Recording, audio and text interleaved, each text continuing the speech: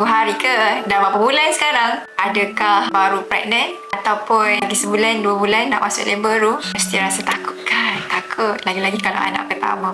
Sama lah, Dr. Mu pun macam tu juga. Dr. Mu nak ceritakan satu kisah ni. Puan Farah Alia, dia bagi feedback tau. Dia kata, Assalamualaikum Dr. Mu. Saya salah seorang yang mengikuti kursus mudahnya bersalin. Alhamdulillah, saya sudah selamat melahirkan. Saya ingin mengucapkan ribuan terima kasih untuk segala ilmu dan tips. Sangat berguna dan bermanfaat. Dr. Mu tanya dia, apakah yang dia rasa? Macam mana cerita dia waktu dia salin tu? Real situation yang mana ibu-ibu hamil sedang menunggu hari akan hadap benda ni. Tapi kita kena ready lah. Kita masuk labor room pada jam 12 AM. Sebab air ketuban pecah. Air ketuban pecah, kena pergi awal.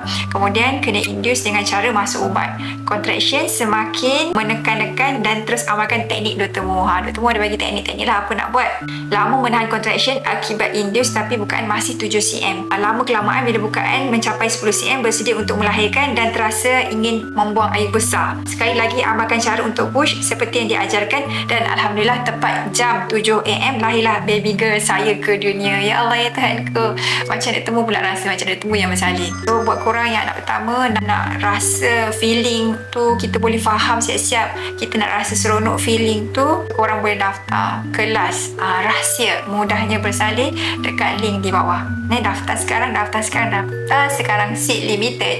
Okay.